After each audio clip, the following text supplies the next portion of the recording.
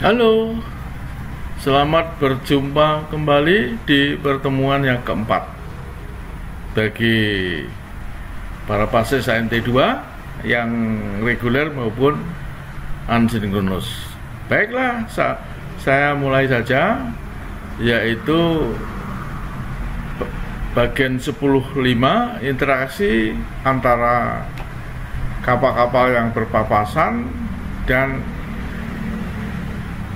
pada saat kapal mendekati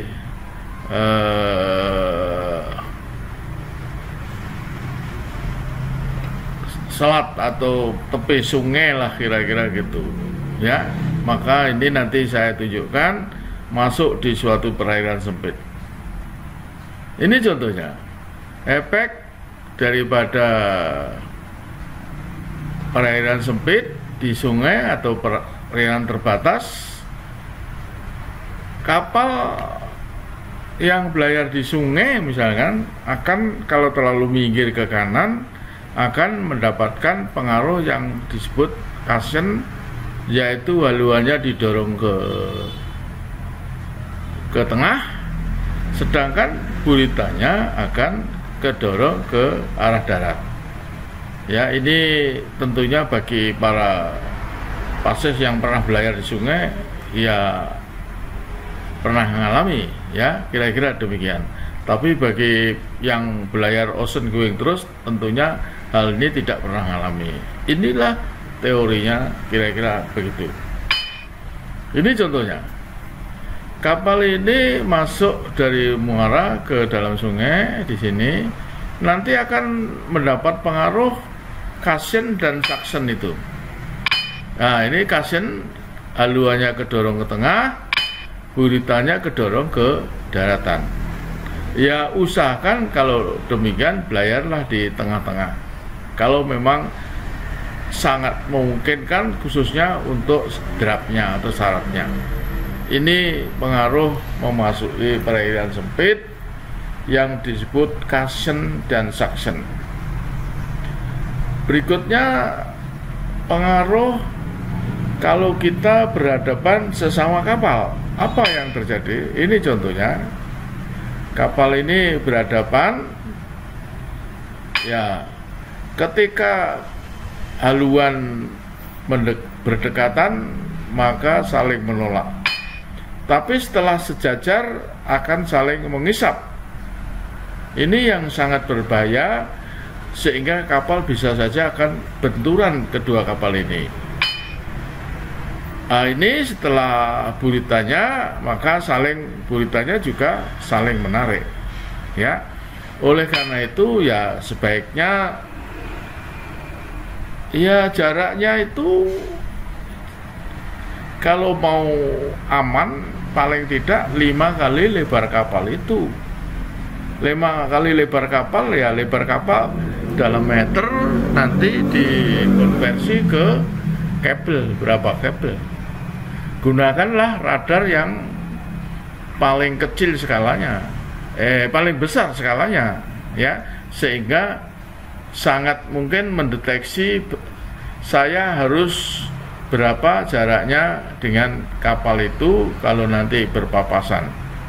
Tentunya seorang nakoda akan memberikan perintah malam pada saat malam hari belayar di selat barangkali atau di tengah laut.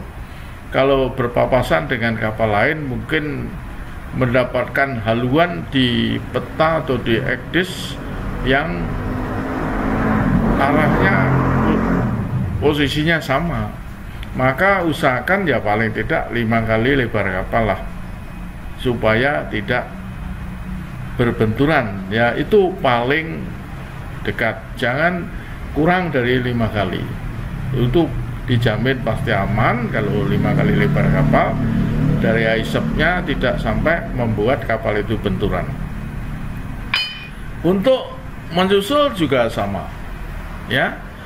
Ini kapal yang merah sedang menyusul kapal yang hijau.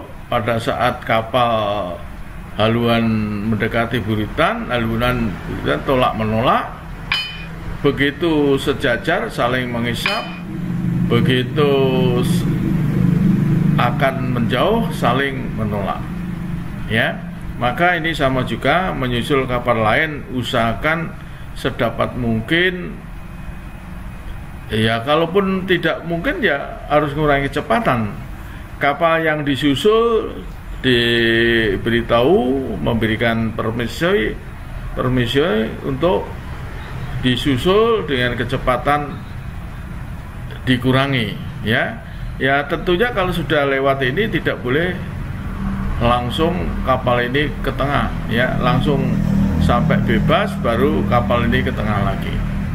Itu ada di P2TL. Ya, kapal yang nyusul tidak boleh langsung memotong kapal yang disusul, itu sudah pasti. Ya, kira-kira gitu. Menyusul berhadapan sama, ya kira-kira gitu. Nah ini kalau sudah bebas ya aman lah kira-kira gitu. Berikutnya, melewati kapal yang sedang sandar. Ini juga ada bahayanya.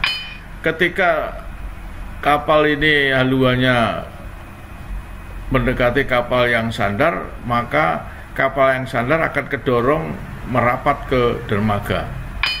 Ketika sejajar akan ketarik ke tengah, ya saling mendekat dengan kapal yang lewat ini. Ketika sudah hampir lewat, mendorong kapal yang sandar ke daratan. Ya, ini ada bahayanya, yaitu kalau dia kapal tanker akan mengakibatkan selangnya putus. Selangnya putus atau lepas, akibatnya kalau kapal ini sedang muat atau bongkar, akan tumpah minyak di pelabuhan ini. Oleh karena itu, kapal yang lewat ini juga tidak bisa lepas dari tanggung jawabnya apabila terjadi tumpahan minyak. Oleh karena itu, lewatlah di samping kapal yang diikat itu dengan mengurangi kecepatan atau sedapat mungkin agak jauh. Kalau memang tidak bisa dihindari, ya kurangilah kecepatan kapal yang lewat ini. Ya, kalau tadinya maju penuh ya maju setengah atau maju pelan sekali, supaya kapal ini tidak goyang, tidak berakibat talinya atau selangnya kalau kapal tanker lepas dari kapal itu. Demikian mengapa mau melewati kapal yang sandar harus mengurangi kecepatan. Aman sudah kalau gini, ya kira-kira gitu. Hati-hati melewati kapal yang sedang sandar, karena dia kalau kapal tanker lepas selangnya akan tumpah minyaknya, akan terjadi polusi. Berikutnya, melewati kapal-kapal yang sedang berlabuh. Ini contohnya kapal yang ini akan melewati kapal ini pada berlabuh, ya akan lewat di sini. Sama juga prinsipnya dengan tadi. Ketika mendekati, dia akan dorong buritan kapal yang berlabuh. Ketika sejajar, dia akan ketarik, ya. Ketika melewati juga akan saling tolak menolak, ya. Kira-kira demikian. Kalau kita melewati kapal lain, berhadapan, menyusul, memotong kapal yang sedang berlabuh, melewati kapal yang sedang berlabuh, atau kapal yang sedang diikat di dermaga. Untuk itu pertemuan kali ini saya stop sampai di sini. Sampai ketemu di pertemuan berikutnya. Terima kasih atas perhatian Anda. Sampai berjumpa di pertemuan berikutnya.